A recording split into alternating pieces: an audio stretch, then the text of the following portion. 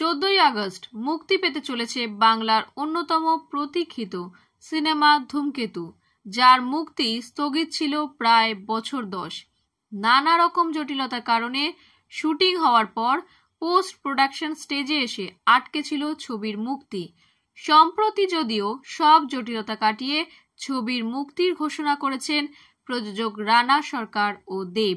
ছবিতে শেষবারের মতো জুটি বেঁধেছে দেব শুভশ্রী জুটি। টলিউডের অন্দরের ফিসফাস রুক্মিণীও নাকি চাননি দেব শুভশ্রী সিনেমা হলে আসুক। আদৌ কি এই রটনা সত্যি? সম্প্রতি একটি সাক্ষাৎকারে রুক্মিণীর সঙ্গে বিচ্ছেদের জল্পনা হাওয়ায় উড়িয়ে দিয়েছেন দেব। একই সঙ্গে ধূমকেতুর মুক্তিতে রুক্মিণীর অনিচ্ছা নিয়ে যে চর্চা তা নিয়েও বললেন কথা। দেবের স্পষ্ট জবাব, আমি একটা জিনিস স্পষ্ট করে দিতে চাই, আমাদের মধ্যে প্রফেশনাল প্রবলেম একেবারেই নেই। কেন ধূমকেতু রিলিজ করবে বা কেন ও জিতের সঙ্গে কাজ করবে, আমরা একে অপরকে একটু স্পেস দিই।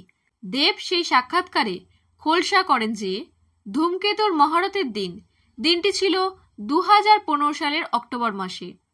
রুক্মিণী সেই ব্যক্তি যিনি শুভশ্রী গঙ্গোপাধ্যায়কে নিজের হাতে একটি শাড়ি উপহার দিয়েছিলেন দেব এন্টারটেনমেন্ট ভেঞ্চার্সের হয়ে। কারণ ধূমকেতুই হল দেবের প্রযোজনা সংস্থার প্রথম সিনেমা। মহরত থেকে রুক্মিণী শুভশ্রীর বেশ কিছু ছবিও সম্প্রতি সামনে আসে, যেখানে দেখা যায় দুজনের বেশ গলায় গলায় ভাব। তাহলে কেন ধূমকেতু আটকে ছিল এতদিন? দেব খোলসা করলেন যে রানা সরকারের সঙ্গে এই ছবি নিয়ে তার ঝামেলা লাগে, কারণ রানা তাকে না জানিয়েই ছবিতে অনবোর্ড করেছিল ভায়াকম ও জিও হটস্টারকে। সেই ঝামেলাও নাকি 2019 সালেই মিটে যায়। তারপরে আইনি লড়াই শুরু হয় ভায়াকম ও রানার মধ্যে। দেবের কথা অনুযায়ী বেশ একটা বড় সংখ্যার অর্থের জন্য মামলা চলছিল, যাতে জিও হটস্টারও জুড়ে ছিল পরে এসে।